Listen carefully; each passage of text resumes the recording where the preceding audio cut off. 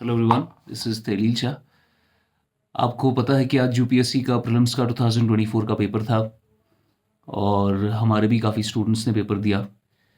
इसमें थोड़ा मैं एनालिसिस करूँगा कि एग्ज़ाम किस तरीके से आया है और अभी क्या बोला जा रहा है इस एग्ज़ाम के बारे में।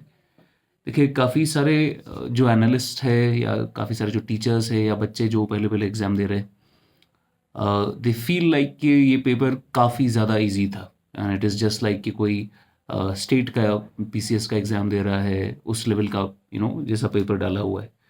और घर के कंफर्ट से ये बताना बहुत आसान है। आपको लग रहा है कि ये पेपर बहुत इजी है, so I would not categorise this paper as being easy as people are saying. ये पेपर जो है बेसिकली जो एनालाइज करते हैं पेपर, वो क्या करते हैं, they look at the themes of the questions कि भाई ये फाइनेंशियल मार्केट में डिजिटल मनी पे थीम आया है, तो ये थीम तो कवर किया ही है सब ने। अगर भाई आप यूपीएससी के लिए पढ़ा रहे हो तो ये थीम्स तो कवर करनी है आपको। लाइकवाइज जेनेटिकली मॉडिफाइड प्लांट्स पे क्वेश्चन है तो भाई वो तो सब पढ़ते हैं, तो वो भी कवर कराया है। पर हमको नहीं पता भाई जेनेटिकली मॉडिफाइड प्लांट्स पे जो क्वेश्चन आया है वो थीम तो सब ने पढ़ा होगा, पर वो क्वेश्चन की जो ऑप्शंस है वो किसी ने पढ़े नहीं होंगे। तो आप थीम्स देखकर आप अंदाज़ा लगा लेते हो कि पेपर काफ़ी आसान है, पर जब आप क्वेश्चंस को एनालाइज करते हो और अब आंसर निकालने की बारी आती है, वहाँ पर आपको लगता है नहीं, ये इतना भी आसान नहीं है जितना अंदाज़ा लगाया जा रहा है। ख़ास तौर पर वो सारे स्टूडेंट्स, मेरी अभी काफ़ी सारे लोगों से बात हुई, उनकी एग्जामिनेशन हॉल में बैठकर आप फिर जब ऑप्शंस पे पॉन्डर करते हो तो आपको समझ आता है कि the paper is not that easy. ये जो पेपर है, अगर मुझे पूछा जाए कि कैसा पेपर है, I would categorize it from moderate to tough. कुछ क्वेश्चंस थे, दे वर वेरी टफ। कुछ क्वेश्चंस ऑफ कोर्स हर एग्जाम में इजी भी होते हैं, टफ भी होते हैं, मॉडरेट भी होते हैं। पर जो जनरल देखा जाए कि एग्ज़ाम कैसा है, इजी क्वेश्चंस आपके कम से कम 30-35 थे जो काफ़ी इजी क्वेश्चंस थे। काफ़ी बड़ा चंक जो था वो मॉडरेट का था और काफ़ी एक अच्छा खासा चंक टफ क्वेश्चंस का भी था। नाउ आपको फिर ये इजी क्यों लग रहा है? आपको सोशल मीडिया पे इतना कुछ बताया जा रहा है कि काफ़ी इजी पेपर है, काफ़ी इजी पेपर है। ये इसलिए देखा जा रहा है बिकॉज 2023 में यानी लास्ट ईयर यूपीएससी ने इतना हाई स्टैंडर्ड रख दिया था, इतना बार हाई रख लिया था 2023 के प्रीलिम्स में, कि उसके कंपैरिजन में जब आप इस पेपर को देखते हैं तो आपको ये लगता है कि तो काफ़ी आसान पेपर है 2023 के कंपैरिजन में। लेकिन ये आसान पेपर नहीं, ये नॉर्मल यूपीएससी का पेपर है। लेकिन आप जब 23 के साथ कंपेयर करोगे तो उसके कंपैरिजन में तो सभी कुछ आसान लगेगा आपको, because 2023 was a nightmare for students. Now I tell you कि इस साल क्या हुआ है, इजी क्यों लग रहा है। बेसिकली बिकॉज 2023 में पैटर्न चेंज हो गया था, जहाँ पर आपका एलिमिनेशन जो हम करते हैं इसमें, जैसे ऑप्शन आ गया one only, one and two, one two and three, वो तो सारा हटा दिया उन्होंने। वहाँ पर only one, only two, only three, only four type के ऑप्शंस डालना शुरू कर दिया था, तो that made the paper very difficult. पर इस साल क्या है, पैटर्न रिवर्स हो गया है।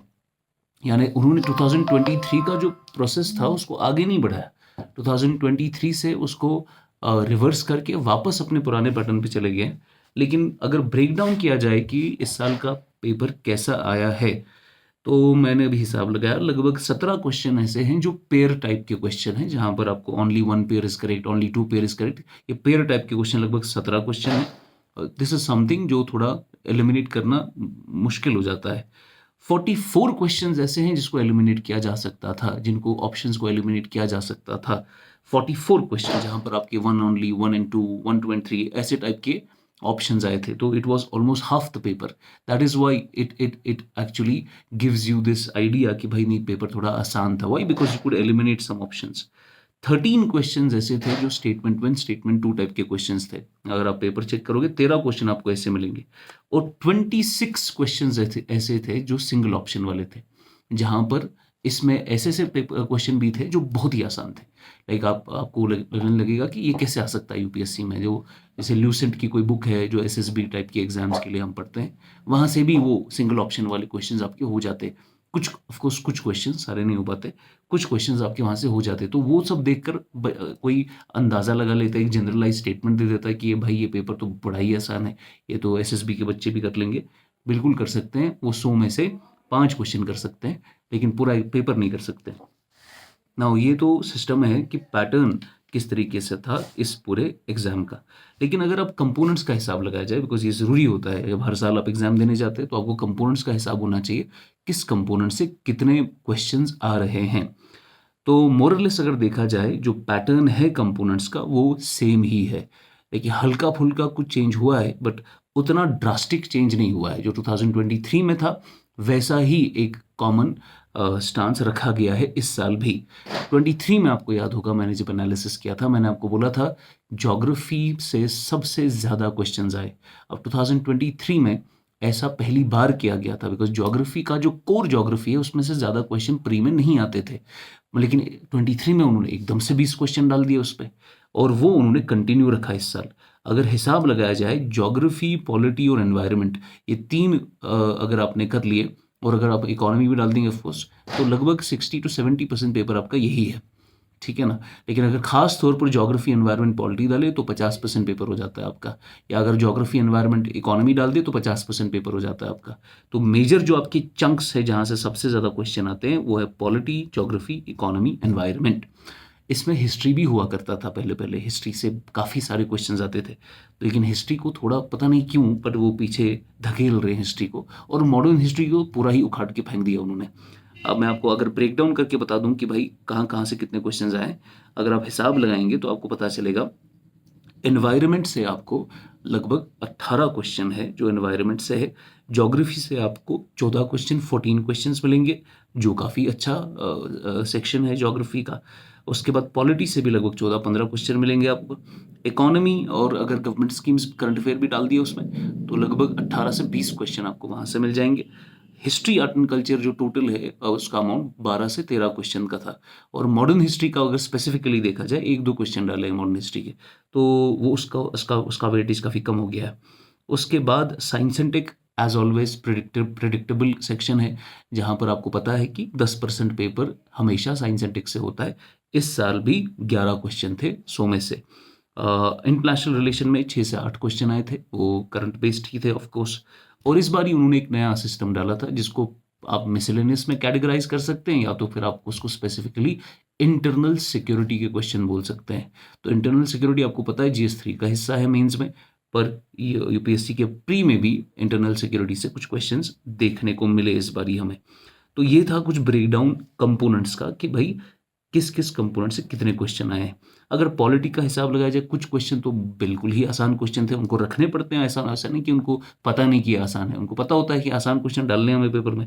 हम भी टेस्ट सीरीज बनाते हैं तो उसमें हम डाल देते हैं, और ये कुछ ऐसे क्वेश्चन थे जो सारा ही टीचर ने पढ़ाया हुआ है, ठीक है ना। या हिस्ट्री के क्वेश्चन सारा ही टीचर्स ने पढ़ाया हुआ है, बिकॉज ये थीम्स आपकी ऐसी है जो पढ़ाने ही पड़ते हैं आपको यूपीएससी में। तो हमने, हमारे भी जो फैकल्टी मेंबर्स है, ज्योग्राफी होने दो या पॉलिटी होने दो, हिस्ट्री, खास तौर पर हिस्ट्री, पॉलिटी, ये तो पूरा ही पढ़ाया जाता है।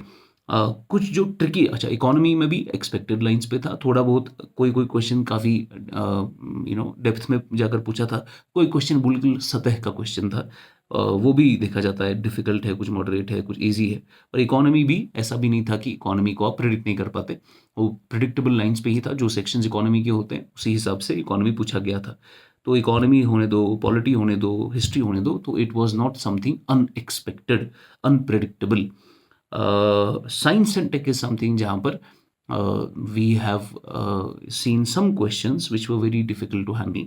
जैसे जेनेटिकली मॉडिफिकेशन, जेनेटिक मॉडिफिकेशन पे जो क्वेश्चन था वो तो पढ़ाया ही जाता है, आप 50 चीज़ें पढ़ाते हैं जेनेटिक मॉडिफिकेशन में, बट जो उन्होंने स्पेसिफिक चीज़ें पूछी थी वो स्पेसिफिक चीज़ें ना ही किसी किताब में कवर्ड है, ना ही किसी करंट अफेयर मैगजीन में कवर्ड है। अगर आप अच्छे से एनालिसिस करेंगे, पिछले 1.5 साल का करंट अफेयर निकाल लो आप, आपको वो स्पेसिफिक स्टेटमेंट्स कहीं से कवर नहीं होंगी। ऐसे ही साइंस एंड टेक के कुछ और भी क्वेश्चंस ऐसे थे जो कहीं से कवर नहीं होते आपको, पर ये होता ही है, हर बार कोई ऐसा क्वेश्चन किसी सेक्शन में होता है जिसको आप कंटिन्यूसली पूरे ऑप्शंस एलिमिनेट नहीं कर पाएंगे। पहले हिस्ट्री में हुआ करता था ऐसा, या ज्योग्राफी में हुआ करता था ऐसा, जो आपको ट्रेडिशनल जो सोर्सेज है वहाँ से कवर नहीं होते थे। इस बार साइंस एंड टेक में ऐसे क्वेश्चन आए हैं जो आपको, जिसको आप मॉडरेट टू डिफिकल्ट लेवल पर ले जा सकते हैं। IRB एक्सपेक्टेड लाइंस पे था, करंट अफेयर के साथ लिंक था, इंटरनेशनल सिक्योरिटी भी करंट के साथ लिंक था। अगर लास्ट ईयर का हिसाब लगाया जाए तो कट ऑफ हमारा लगभग 75 के करीब हुआ था, काफ़ी कम कट ऑफ था। यूपीएससी की हिस्ट्री में इतना कम कट ऑफ नहीं हुआ है जो लास्ट ईयर हुआ था, बिकॉज लास्ट ईयर का paper was very very good paper, काफ़ी हाई स्टैंडर्ड का। इस साल का paper compare to last year of course easy ही माना जा रहा है, इसी साइड भी उतना खास डिफिकल्ट नहीं था। तो इस साल हम कह सकते हैं कि ऑफ कोर्स आपका जो कट ऑफ है 75 से तो ऊपर ही जाएगा। अब कुछ लोग कह रहे हैं नहीं भाई 100 के ऊपर भी जा सकता है, इतना इतना ज़्यादा कट ऑफ हो सकता है, 100 के ऊपर जाएगा। व्हाट आई बिलीव इज कि 100 के ऊपर नहीं जाएगा, इतना जो 25 मार्क्स का डिफरेंस होगा, 75 में 25 डाल दीजिए तो 100 के ऊपर चला जाएगा। तो मुझे नहीं लगता कि आपको, अगर ऊपर ऊपर से देखकर लग रहा है कि पेपर इतना आसान था, पर बच्चों से बात करके और एग्जामिनेशन सिनेरियो में आप कितना, आपकी स्ट्राइक रेट है, कितने आप करेक्ट कर पाते हैं जानकर भी, वो सब हिसाब लगाते हुए मुझे लगता है कि 100 के अंडर ही कट ऑफ होना चाहिए इसका इस बार। तो अब ये तो हो गया इस साल के पेपर का एनालिसिस। अब अगले साल के लिए आपको क्या करना चाहिए, जो बच्चे अभी इन्होंने एग्जाम नहीं दिया अभी, अगले साल के लिए क्या करना चाहिए। देखिए, यूपीएससी बार बार आपको पेपर्स में कहता है, पेपर्स एविडेंस है इस बात की कि बेसिक्स क्लियर होने चाहिए आपके। जब तक बेसिक्स क्लियर नहीं है आप आगे नहीं बढ़ सकते। बच्चा क्या करता है, वो कुछ यूट्यूब पे वीडियोस वगैरह देख लेके, मेरे वीडियो या किसी की भी वीडियो देखकर बोला भाई करंट अफेयर पढ़ना है, भाई इसमें अखबार पढ़ना है, वो पढ़ना है, ये पढ़ना है, उसे सीधा ही घुस जाता है उस सब में। लेकिन मैं आपको बता रहा हूँ, जब तक आपकी बेस क्लियर नहीं होगा, जब तक आपकी फाउंडेशंस तगड़ी नहीं बनी है, आप उस पर करंट अफेयर का क्रीम नहीं चढ़ा सकते, करंट अफेयर का छत नहीं चढ़ा सकते। आपको फाउंडेशन बेसिक से शुरू करना है, आपको स्टैटिक तगड़ा करना है। स्टैटिक को इग्नोर मत करिए, बहुत बच्चे इसमें मार खा जाते हैं। स्टैटिक को इग्नोर बिल्कुल मत करिए। आपका मेजॉरिटी पेपर करंट नहीं स्टैटिक होता है, स्टैटिक और कंटेम्प्रेरी अफेयर्स ऑफ कोर्स। तो उसमें क्या होता है कि आपने जो भी किताबें हैं, जो भी बेसिक किताबें जो सब कवर करते हैं, वो कवर करनी है आपको। उसमें 6-8 रिवीजन करने हैं, उसके नोट्स तैयार करने हैं, सिनॉप्सिस बनाने हैं। उसके बाद ऊपर उसको जो क्रीम लगानी है, वो करंट अफेयर की क्रीम लगानी है। तो वो मैं आपको बता रहा हूँ कि इस तरीके से बेसिक स्टैटिक जो है आपका, वो अच्छे से कवर करना है। जब भी कोई भी किताब ले लिया आप, जब भी नई किताब लेते हैं, जैसे पॉलिटी की नई किताब लेनी है आपको, लक्ष्मी का, तो वो आप तो नहीं लेंगे 5 साल पुरानी, आपको नया एडिशन लेना पड़ेगा। उसमें जो अभी तक का करंट अफेयर होता है वो उन्हें चढ़ाया हुआ होता है, तो उसको कंटेम्प्रेरी अफेयर्स बोलकर हम सारा कवर कर ही लेते हैं। उसके बाद जो नया नया होता है वो खुद से करना होता है, वो अखबारों से करे, आप मैगजीन से करें, उसको हम करंट कहते हैं। तो एक किताब 2 किताब हर सब्जेक्ट पे आपको कवर करनी है बहुत ही अच्छे तरीके से। उसमें आपका कंटेम्प्रेरी अफेयर भी हो जाता है और बेसिक स्टैटिक भी हो जाता है आपका। और बिल्कुल ना भूले प्रीवियस ईयर क्वेश्चंस का एनालिसिस। देखिए, इस साल भी किस कंपोनेंट की कितनी औकात है ये यूपीएससी आपको बता देता है, और वो उन्होंने जनरली लास्ट ईयर और इस साल सेम ही रखा है। जैसे पॉलिटी जैसे सब्जेक्ट को कितना इंपॉर्टेंस देना है, हिस्ट्री जैसे सब्जेक्ट को कितना इंपॉर्टेंस देना है, साइंस एंड टेक आईआर को कितना इंपॉर्टेंस देना है, ये कैसे पता चलेगा आपको? ये पीवाईक्यू एनालिसिस से ही पता चलता है। अच्छे से इस पेपर का एनालिसिस करिए, इसके ऑप्शंस निकालिए, एक एक ऑप्शन को स्टडी करिए, देखिए कि ऑप्शन क्यों डाला गया है, आपको कहाँ कंफ्यूज करने की कोशिश की जा रही है, कहाँ से 2 रिलेटेड ऑप्शंस है आपके, कौन सा हाईली लाइकली आंसर बन सकता है, कौन सा लेस लाइकली आंसर है। तो ये पूरा मैकेनिज्म है पीवाईक्यू एनालिसिस करना, इंक्लूडिंग दिस ईयर्स पेपर। अच्छे से एनालिसिस करिए और अगले साल के लिए आप तैयारी कर सकते हैं। अच्छा खासा टाइम है आपके पास। इस साल केएस का भी एग्ज़ाम होने वाला है, तो जो भी बच्चे इंटरेस्टेड है वो केएस का भी अभी दिमाग में डाल दें। अभी तो फॉर्म नहीं आए, बट जब भी आ जाएंगे आप रखिए, क्योंकि जिनका भी 80 के अराउंड आ रहा है अभी score, might be difficult to qualify the prelims, but better luck next time. अभी सितारों के आगे जहाँ और भी है, this is not the end of the life. बहुत मेहनत किया आपने, जिनको भी 70-80 85 स्कोर आया है, बहुत मेहनत किया आपने। आपको बिल्कुल भी घबराना नहीं चाहिए, आपको बिल्कुल भी डाउट नहीं होना चाहिए अपने आप पर। इस जर्नी में मैं भी गया हूँ, हर एक गया है, हर एक यही जर्नी से आगे बढ़ता है, अपने फेलियर्स देखता है, ठीक है, अपनी सक्सेसेस देखता है। तो यही उठना गिरना ये सब चलता रहता है।